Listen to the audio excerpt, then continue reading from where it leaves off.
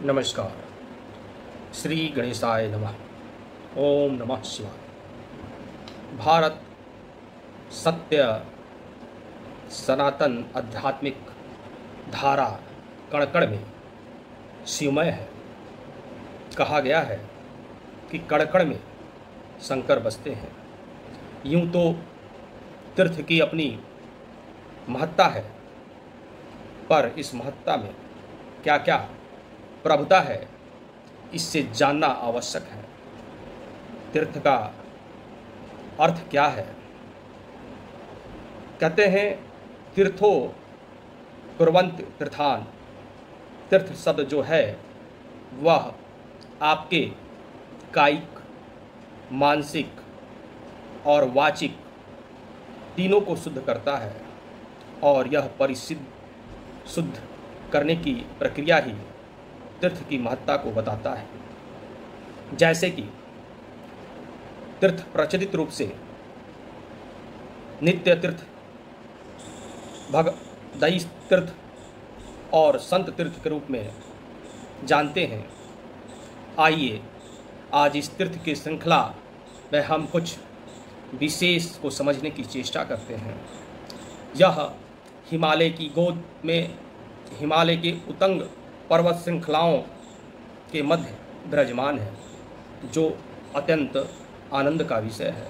मैं पीयूष मिश्रा आप सभी को इस YouTube एपिसोड के माध्यम से भगवान भोले शंकर के उस स्थान की महत्ता और शक्ति के विषय में बताने जा रहा हूँ, जो अत्यंत आनंद का विषय है। मित्रों, जब हम कैलाश पर्वत के बारे में कहीं जिक्र करते हैं तो हमारे मन में एक ही कैलाश की छवि आती है। कैलाश यानी मानसरोवर कैलाश। मित्रों, मानसरोवर कैलाश तो है ही, लेकिन हमारे प्राचीन शास्त्रों में, पुराणों में कुछ ऐसे वर्णन हैं, कुछ ऐसे दृष्टांत हैं जिसमें पंच कैलाश का जिक्र होता है। आप उन्हें मानसरोवर कैलाश, आदि कैलाश, श्रीखंड कैलाश, किन्नर कैलाश और मणिमहेश कैलाश के नाम से जानते हैं। इस एपिसोड में हम उनमें से एक मणिमहेश कैलाश का दर्शन यात्रा कराएंगे। वहाँ कैसे पहुँचा जा सकता है यह भी बताएंगे। चलिए आप हमारे साथ इस यात्रा का आनंद लीजिए। मणिमहेश कैलाश पर्वत हिमाचल प्रदेश के चंबा जिले के भरमौर नगर में स्थित है। पहुँचने के लिए हम पठानकोट रेलवे स्टेशन पहुंचकर वहां से बाई रोड टैक्सी से या अपने वाहन के द्वारा पठानकोट चंबा होते हुए भरमौर पहुंच सकते हैं। दूसरा रास्ता डलहौजी, पठानकोट डलहौजी होते हुए खजियार के रास्ते हम भरमौर पहुंच सकते हैं। जैसा कि आप सभी जानते हैं कि डलहौजी एक टूरिस्ट प्लेस है। यहाँ पर देश विदेश से सैलानी आते रहते हैं और हिमाचल के वातावरण के मनमोहक दृश्यों का आनंद उठाते रहते हैं। खजियार भी एक टूरिस्ट प्लेस है। खजियार को लोग मिनी स्विट्जरलैंड कहते हैं। खजियार में एक सरोवर है और सरोवर के चारों तरफ जहाँ तक नज़र जाती है वहाँ तक हरियाली ही हरियाली दिखाई देती है। आसपास सेब के बाग हैं। जो भी सैलानी आते हैं वो यहाँ पर लुत्फ़ उठाते हैं। सरोवर के पास ही खज्जी नाग देवता का मंदिर है और यहाँ पर एक हजारों वर्ष पूर्व स्वयंभू शिवलिंग हैं जो सरोवर के किनारे ही हैं। यहाँ पर बहुत सारे लोग अपनी मन्नतों को मांगने के लिए, पूरा करने के लिए आते हैं। खज्जी नाग देवता जो कि ऐसा बताया जाता है कि 12वीं शताब्दी में स्थापित यह मंदिर है, जिसकी हिमाचल के लोगों में बहुत ही महत्ता है। खजियार से आगे बढ़ते ही आपको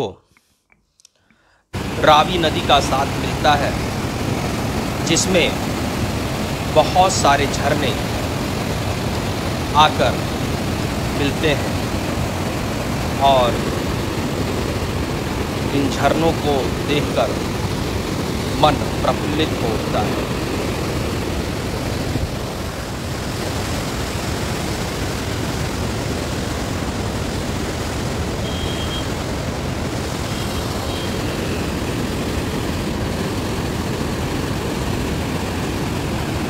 आप रावी नदी के किनारे किनारे चलते हुए भरमौर पहुँचते हैं।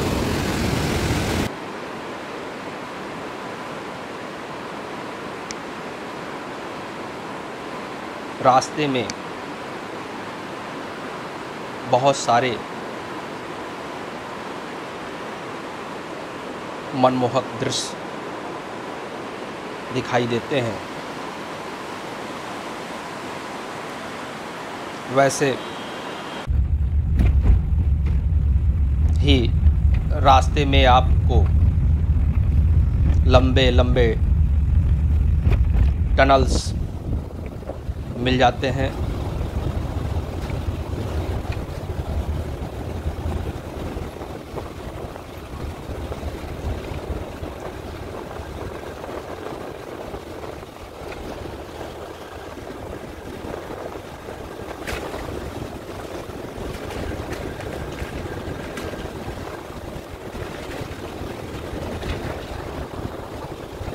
भरमौर से कुछ दूर पहले ही आपको कैलाश के दर्शन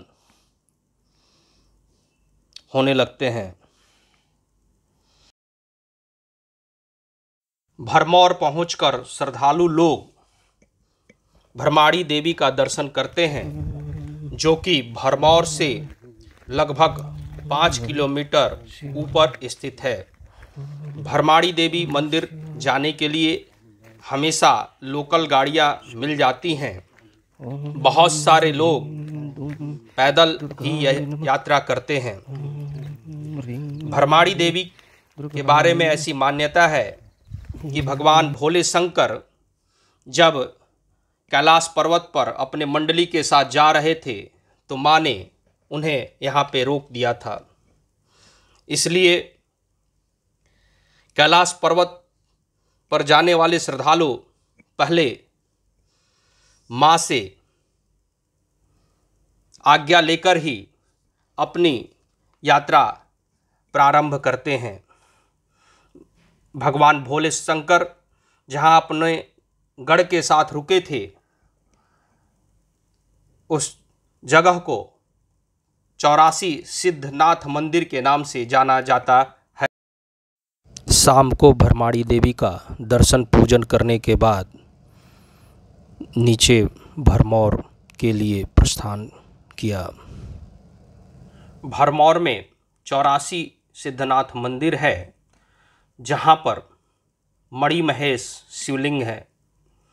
भारतीय पुरातत्व विभाग इसे ईसा पूर्व 8वीं शताब्दी के आसपास जीर्णोद्वार सूर्येश्वर महादेव यहाँ के बारे में बताता है। इस मंदिर के अंदर वाराणसी में है। बहुत सारे शिवलिंग हैं जो उस समय के संत महापुरुषों द्वारा स्थापित किए गए हैं।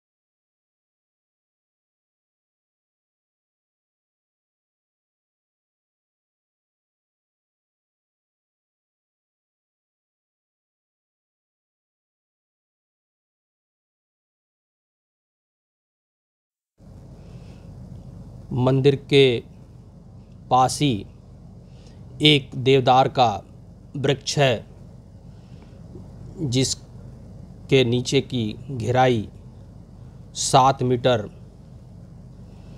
है और ऊंचाई लगभग 128 फीट। उसमें ऊपर मोटी मोटी 11 शाखाएं निकली हैं।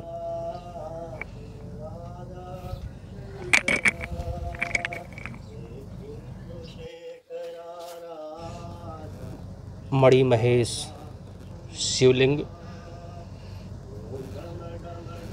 भरमौर में रात्रि विश्राम के बाद सुबह उठकर कैलाश पर्वत पे चढ़ाई से पूर्व हमने यहाँ पे पूजन किया।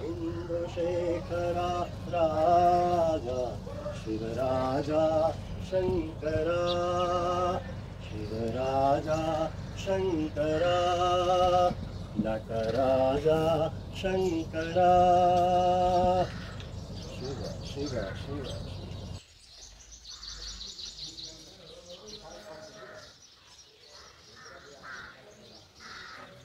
और वहाँ पर चित्रगुप्त है। एक यंत्र और था जो कि इन लोगों ने शायद नीचे दबा दिया है इसको, वो चित्रगुप्त यंत्र था।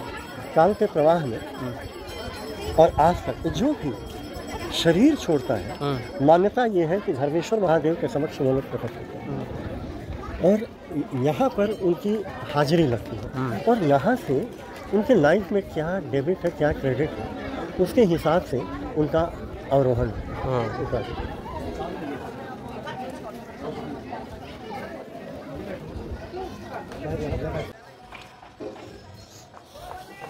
जितने भी शिवलिंग हैं सब 360 डिग्री के ऊपर अवस्थित हैं। तो जो जो अभी वर्तमान में दिख रहे हैं उनको सुरक्षित करने का भरसक प्रयास किया गया है। अब ये देखिए, ये सिद्धनाथ है, यहाँ महासमाधि है। इस महासमाधि के ऊपर ये शिव, ये देखिए इस गर्भ में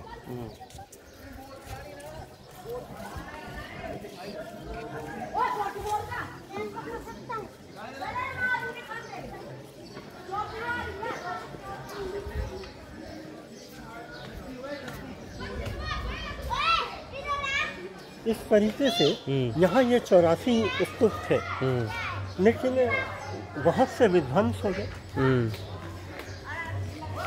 विध्वंस हो प्रांगण में उपस्थित माता जी का मंदिर।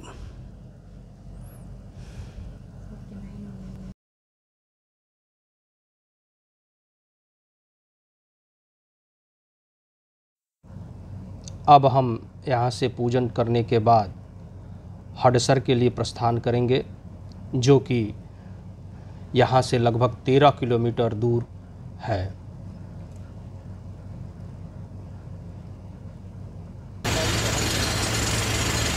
हडसर जाने के रास्ते में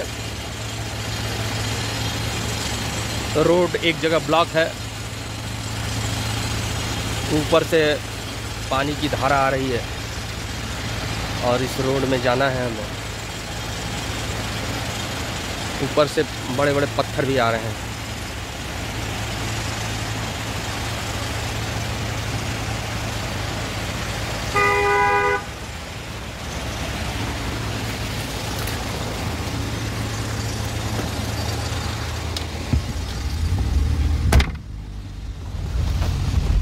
देखते रहिए वीडियो।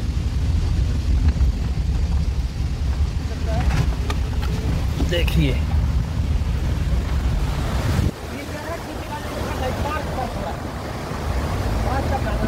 इधर इधर वहाँ थोड़ा खींच कर रखें।